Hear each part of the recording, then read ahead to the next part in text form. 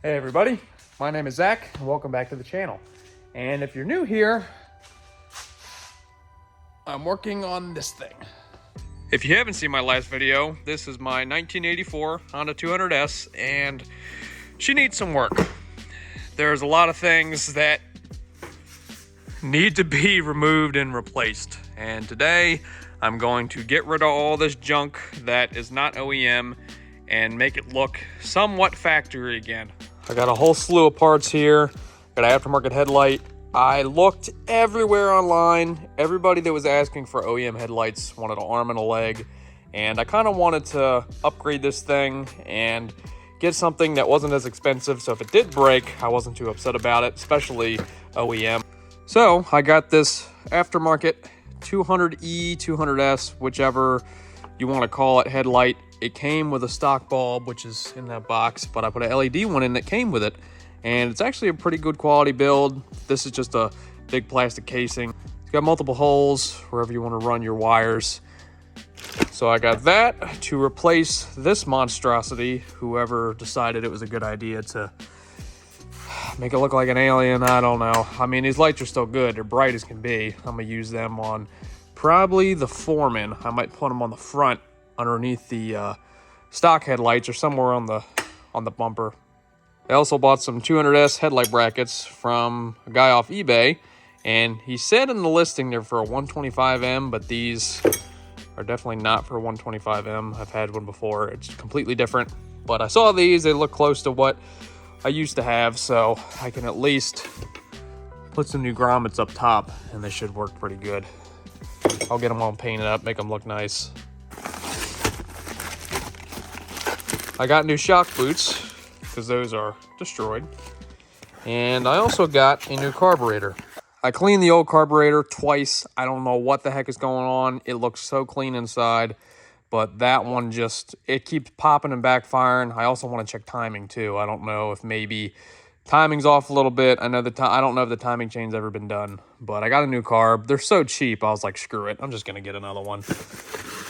I guess the first thing I want to do is get those monstrosity of LED headlights off this thing and at least make that look a little bit better. They have been bugging me since I picked that thing up. I was hoping these welds were crappy enough I could just break them off, but this thing is on there. I'm just gonna cut these wires. I'm not even worried about it.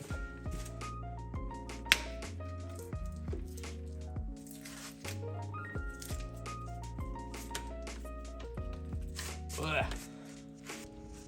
I have to wear sunglasses because I have no idea where my safety glasses are, of course.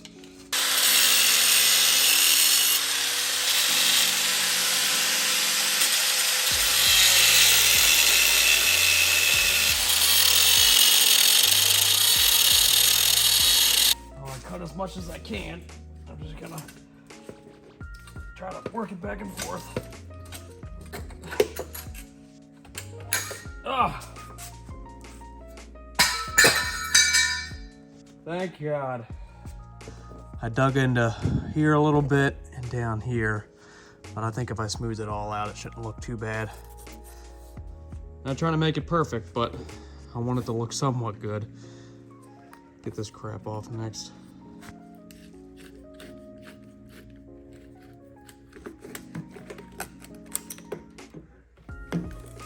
Like, come on now. What the fuck is all that?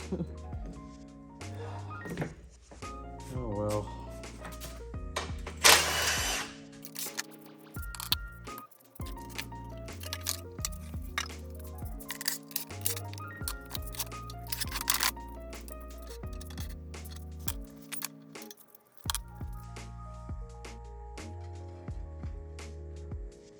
I'm honestly debating if I should run this rear rack.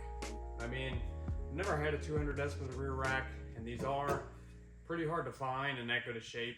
The back's a little bent up, but it's still in good shape. I really would like for it to look like a stock 200S. I've been back and forth about it. I think what I'll do is just get the mud flaps for it, and then I'll run it without it, because it's an S. It's a sport. At least I think that's what the S in 200S stands for. I'm not sure.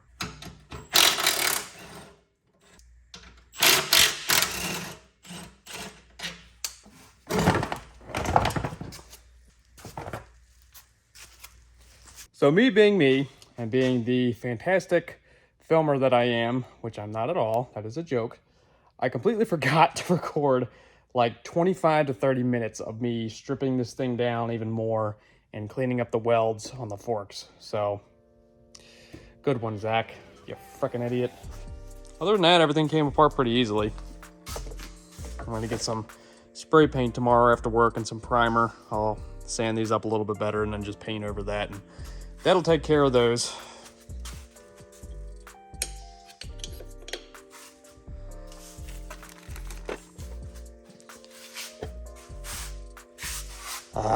That'll look much better.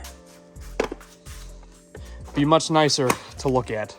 So it's the next day, and I have all the connectors and everything I need to do the wiring on this thing, but I really don't want to bore you all with just plugging in connectors, because that's literally all I have to do. So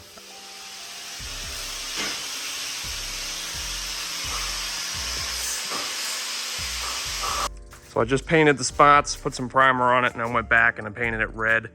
And I found the spray paint at Tractor Supply. It was the closest I could get to really match.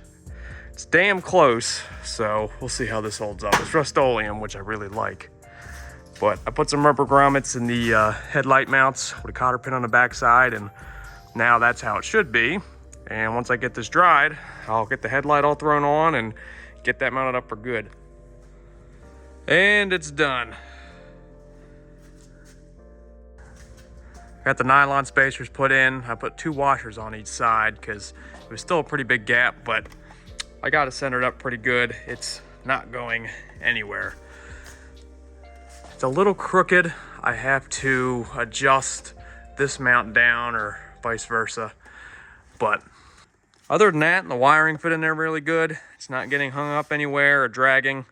It's flexing like it should. So I'm very happy with that.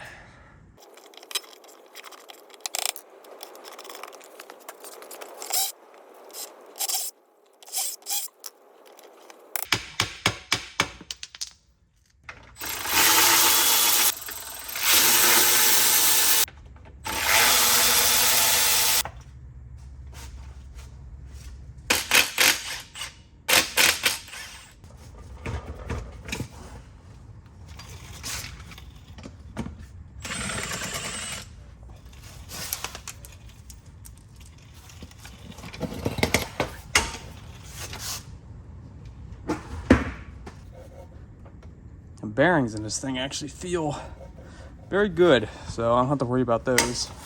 I know these brakes work, so I'll work on getting this front fork out, shock, whatever, and then we'll get that tire switched out.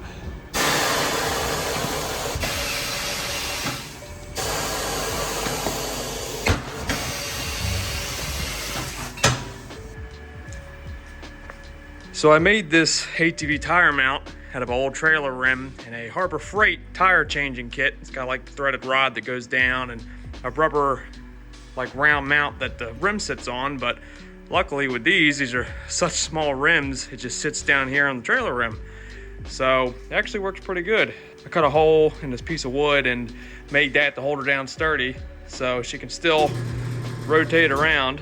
So I think the next thing I'll do is get out these 2 little kinks on the rim, make sure it's all smooth. The rim is actually in really nice shape on the inside. I'm gonna clean up all this with a wire brush, and when I go to put the new tire on, I have bead sealer, which works very, very well to keep corrosion from occurring and make sure this thing is nice and airtight, because I don't want to put a tube in it if the rim is in such good shape and the tire is brand new. I mean, I'm not going to worry about having any leaks. This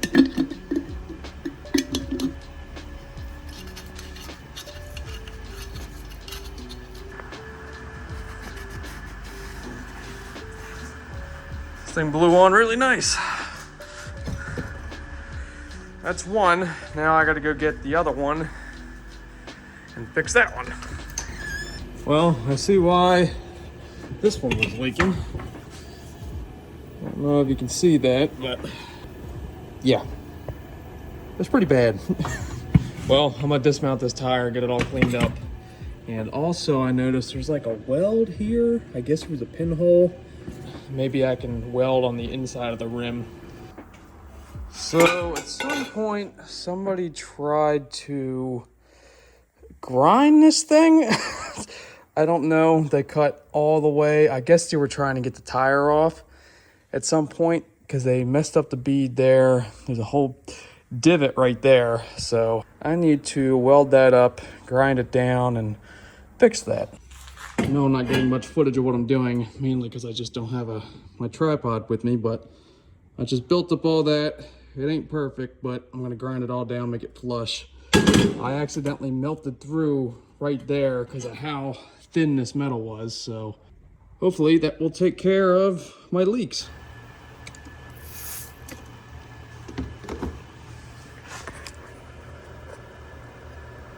Well, that didn't work. Everything else I did isn't leaking, but that one bubble spot right there that somebody else did is leaking pretty bad. So, oh well. I'm just gonna get a new rim. I'll have to order one. Don't know when I'll get it, but for now, it's a slow enough leak. I'll put it on there just so I can try it out once I get it done. All right, back at the house. I just got this thing off, finally. I was kind of fighting corrosion without any help, but oh well. I got it off. I'm gonna get that all cleaned up, get the new boot on, and get this front end thrown back together.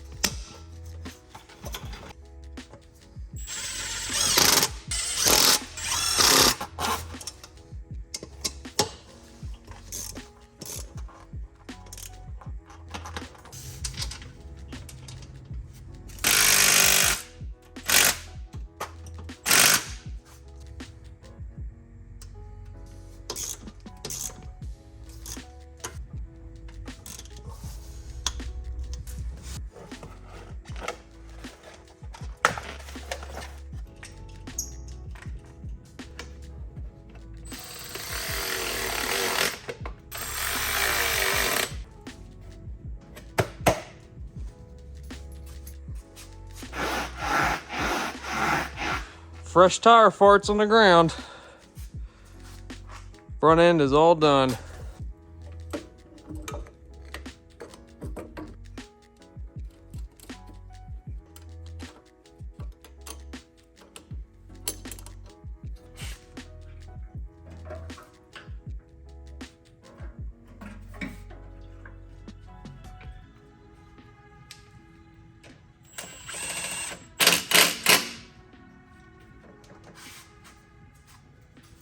Now, I don't have the air filter or anything on, but I blew the whole bike off, and I want to start it up and make sure she's running with this new carburetor. If I do have to take it apart, I can do it now.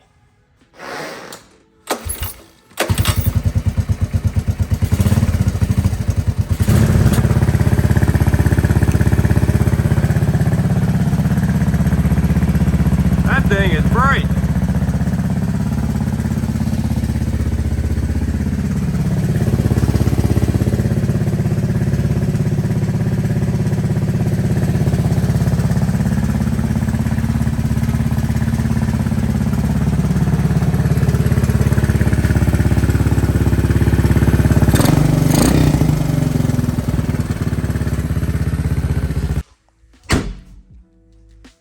All right, so it's the next day, and I took some time last night and put the air box in, stuff like that. Little piddly stuff that I really didn't bother filming. It was just putting some stuff back on.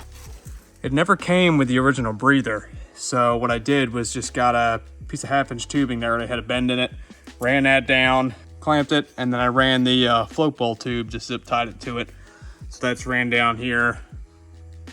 It's in a good spot. It's away from the exhaust. That'll do fine. Okay, so I'm inside because it is 25 degrees outside and I have no propane in the shop, but I have my plastics and I also have some new graphics. So I got a set of aftermarket replacement stickers for the fenders from Blue Line Graphics. Now, I've seen a lot of other people use this company and their quality is insane. I can't begin to say how good these look, especially compared to OEM stickers. Now, I'm not too worried about making these things super clean to put these stickers onto, because at some point I do want to get new plastics, because these holes are going to bother me. I know they will. So once I get some more money, I'll order another set of rear fenders, which won't be as scratched up and beat up. Okay, got the two rear ones on. The outside ones, I got them lined up pretty good. I wanted to be focused and measure it, and I think I got it lined up pretty darn straight. So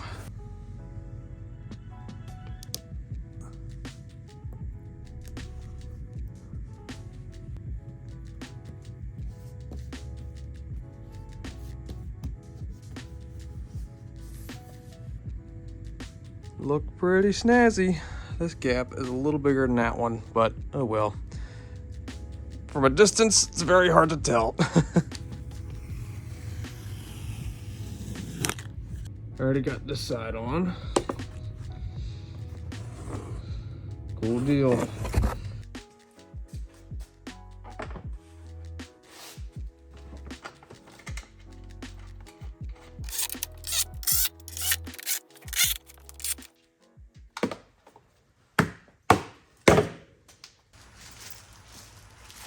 Bolts and hardware. So I can finally get these stupid mud flaps on. I didn't have any at my parents' like I thought. They're long gone. They probably got thrown away, which sucks. But these I got from Utah, and it cost me $80 for OEM mud flaps. But oh well, they're in really good shape, and at least they're not all dry rotted like most of them are.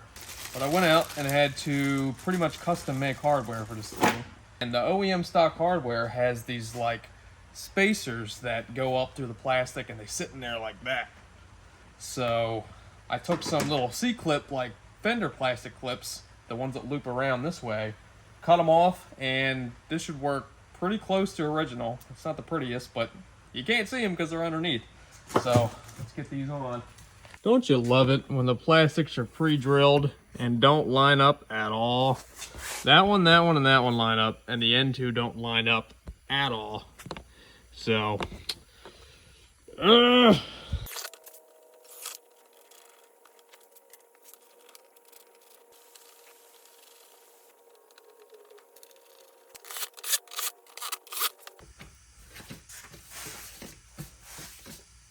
I know I'm probably being yelled at through the phone right now by some of you guys because it's stainless steel bolts. It's not original hardware, but I will order some once some more pop back up on eBay.